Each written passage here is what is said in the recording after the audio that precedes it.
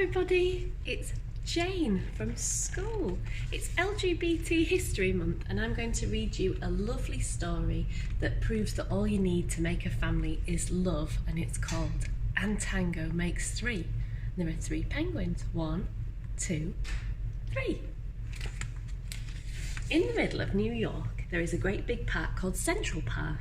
Children love to play there. It has a toy boat pond where they can sail their boats, has a carousel to ride on in summer, and an ice rink to skate on in the winter. Best of all, it has its very own zoo. Every day, families of all kinds go to visit the animals that live there. There's the picture of the gate to the zoo.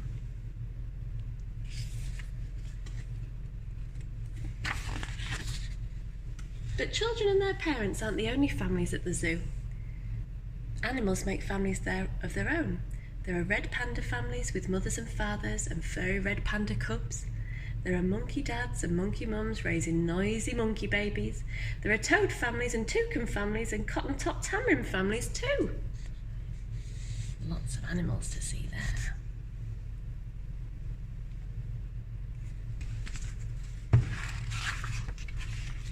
And in the penguin house, there are penguin families. Every year at the very same time, the girl penguins start noticing the boy penguins, and the boy penguins start noticing the girls. When the right girl and the right boy find each other, they become a couple. 2 penguins in the penguin house were a little bit different. One was named Roy and the other named Silo. Roy and Silo were both boys, but they did everything together. They bowed to each other and walked together. They sang to each other and swam together. Wherever Roy went, Silo went too. And every morning, Roy and Silo woke up together. But one day, Roy and Silo saw that the other couples could do something they could not. The mummy penguin would lay an egg. She and the daddy penguin would take turns keeping the egg warm until finally it would hatch and there would be a baby penguin. Roy and Silo had no egg to sit on and keep warm. They had no baby chick to feed and cuddle and love. Their nest was nice, but it was a little empty. One day, Roy found something that looked like what the other penguins were hatching, and he brought it to the nest.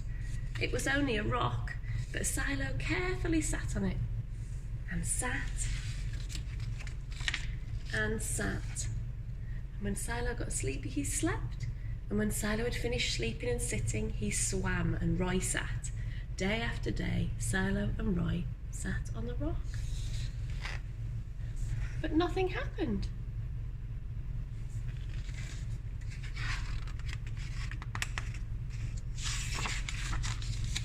Then Mr. Gramsci had an idea. He found an egg that needed to be cared for, and he brought it to Roy and Silo's nest. There he is, putting the egg into the nest there. Roy and Silo knew just what to do. They moved the egg to the centre of their nest. Every day they turned it, so each side stayed warm. Some days Roy sat while Silo went for food. Other days it was Silo's turn to take care of their egg. They sat in the morning and they sat at night. They sat through lunchtime and swimming time and supper. They sat at the beginning of the month and they sat at the end of the month, and they sat all the days in between. There they are, sitting on the nest. Until one day they heard a sound coming from inside their egg. Beep, beep, beep, beep, it said. Roy and Silo called back, squawk, squawk. Beep, beep, answered the egg. And suddenly a tiny hole appeared in the eggshell. Look, it's cracking. And then, crack. Out came their very own baby. She had fuzzy white feathers and a funny black beak, and now Roy and Silo were fathers. We'll call her Tango, Mr. Gramsci decided, because it takes 2 to make a tango. Roy and Silo taught Tango how to sing for them when she was hungry. They fed her food from their beaks. They snuggled in their nest at night. Tango was the very first penguin in the zoo to have 2 daddies.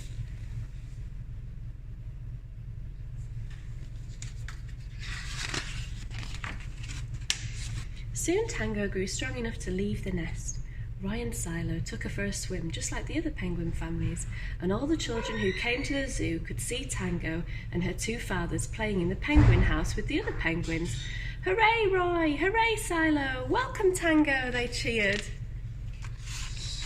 At night, the 3 penguins returned to their nest.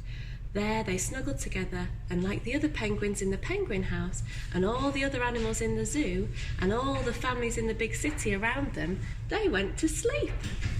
There they are, sleeping together. All the events in this story are true. Roy and Silo are called chinstrap penguins because of the delicate line of black feathers that loops under their beaks, as if to hold a hat in place. After years of living side by side in the Central Park Zoo, they discovered each other in 1988 and have been a couple ever since. Tango, their only chick, was born from an egg laid by another penguin couple called Betty and Porky. That couple had often hatched their own eggs, but they had never been able to care for more than one at a time. In 2000, when Betty laid 2 fertile eggs, Rob Gramsey decided to give Roy, Silo, and one of those eggs a chance to become a family.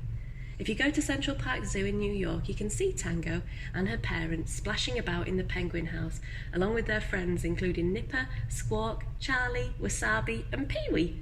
There are over 42 chinstrap penguins in the Central Park Zoo and over 10 million chinstraps in the world, but there's only one Tango.